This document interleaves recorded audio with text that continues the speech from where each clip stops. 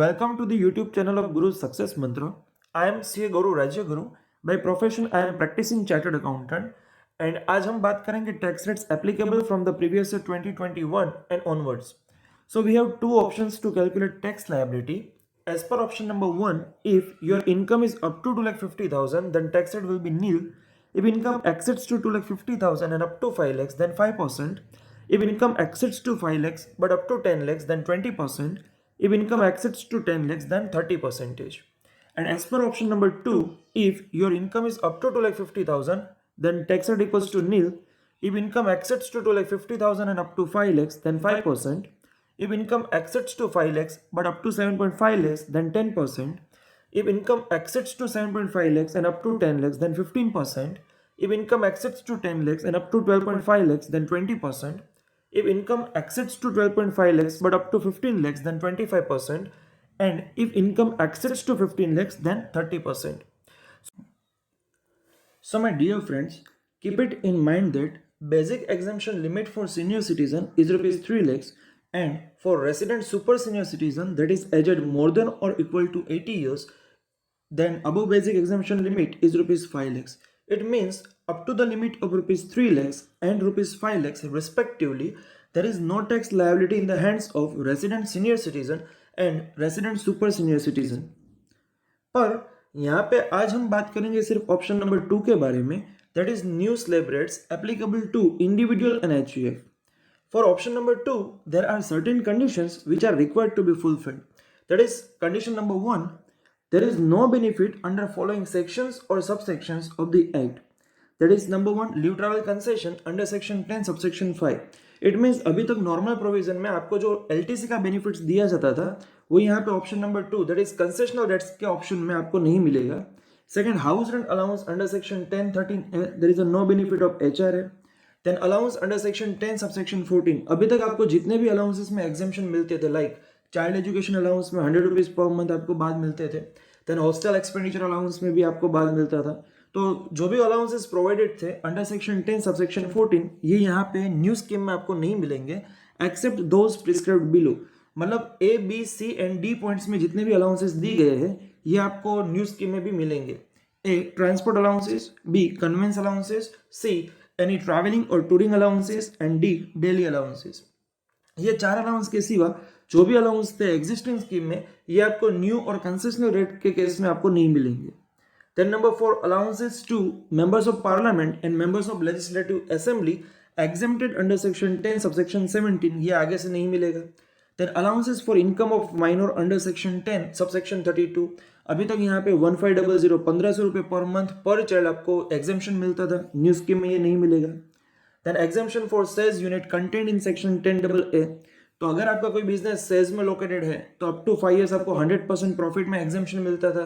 For next 5 years 50% आपको exemption मिलता था, वो यहाँ पे नहीं मिलेगा.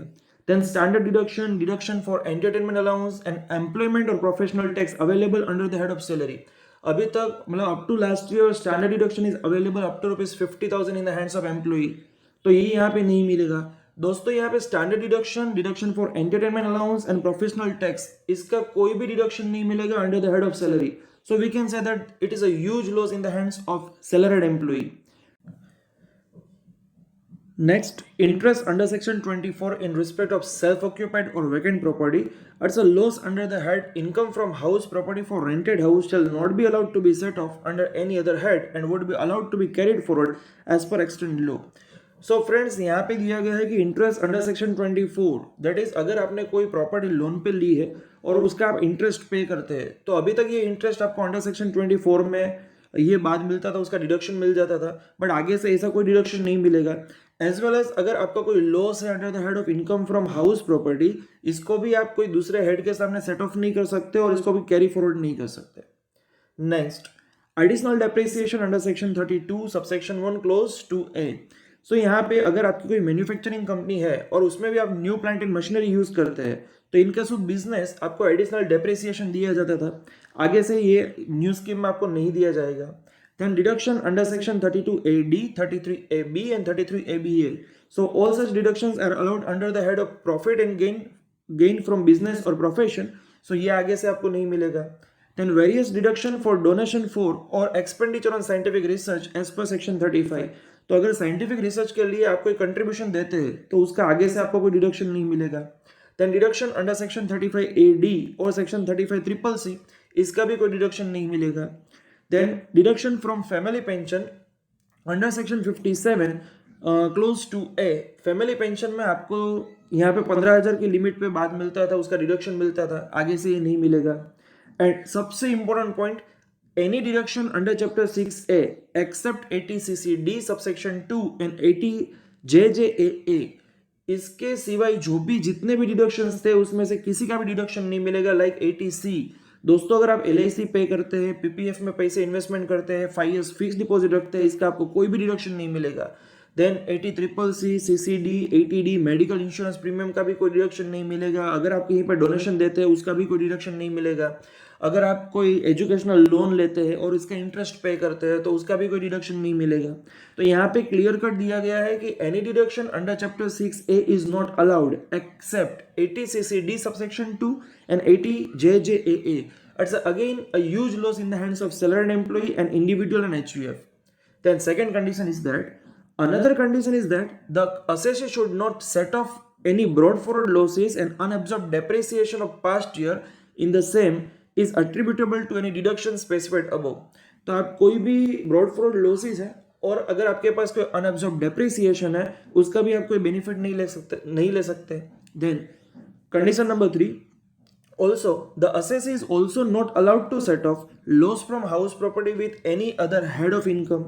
तो अभी तक यहाँ पे ऐसा प्रोविजन था कि अगर आपके हाउस प्रॉपर्टी के हेड में कोई लॉस है तो उसका आप up to the amount of ₹2 lakhs दूसरे हेड के सामने सेट ऑफ कर सकते थे, बट आगे से ये बेनिफिट भी नहीं मिलेगा. Then last, if any of the above conditions are not satisfied in any year the assessee has to be assessee as per the normal provision in that year. तो लास्ट कंडीशन में ऐसा बताया है कि अगर ऊपर दी गई कोई भी कंडीशन आप अगर फॉलो नहीं करते हैं तो आपको ऑप्शन 1 मिलेगा, ऑप्शन 2 का बेनिफिट आप नहीं ले सकते. But my dear friends, as per my opinion on the basis of above information, अगर हम दोनों ऑप्शन को कंपेयर करते हैं तो ऑप्शन 1 इज मोर बेनिफिशियल. और ये उनके लिए जिसका कोई LIC में इन्वेस्टमेंट है, अगर वो PPF में इन्वेस्टमेंट करते हैं या अगर उनको कोई अलाउंसेस मिलते हैं, लाइक हाउस रेंट अलाउंस मिलता है, पेट्रोल अलाउंस मिलता है, एटसेट्रा, और अगर कोई वो डिडक्शंस का बेनिफिट क्लेम करना चाहते हैं 80C to 80U, तो उसके लिए ऑप्शन 1 ही बेटर रहेगा.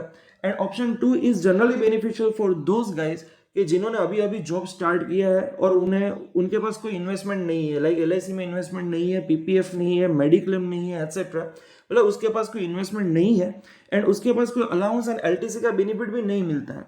तो ऑप्शन 1 अपनी जगह पे सही है, ऑप्शन 2 अपनी जगह पे सही है. सो ऊपर दी गई कोई भी कंडीशन सेटिस्फाई नहीं होती है तो आपको फिर नॉर्मल प्रोविजन में ही जाना पड़ेगा, ऐसा क्लियर कट लिखा है. But again, as per my opinion, normal provision rates are more beneficial than concessional rates of income tax. पर आप जब भी अपना रिटर्न फाइल करें तब दोनों ऑप्शन में टैक्स कैलकुलेट करके देख लीजिए कि किस ऑप्शन में टैक्स लायबिलिटी कम आती है and select that option which is lower tax liability. So आगे मतलब अगेन हम इसको रिवाइज कर लेते हैं कि ऑप्शन 1 एंड ऑप्शन 2 इसमें क्या डिफरेंस है. ऑप्शन 1 को हम नॉर्मल प्रोविजन कहेंगे एंड ऑप्शन नंबर 2 को हम concessional rates of income tax कहेंगे. अगर आपको ऑप्शन 2 का बेनिफिट चाहिए तो आपको यहाँ पे नीचे दी गई 4 कंडीशंस है, 4 कंडीशंस को आपको फॉलो करना पड़ेगा. अगर 4 में से आप कोई भी कंडीशन फुलफिल नहीं कर पाते हैं तो आपको कंपल्सरी नॉर्मल प्रोविजन ही यूज करना पड़ेगा. So guys, thanks for being a kind listener. Thanks for watching my video. Subscribe my channel for more information. Thanks a lot.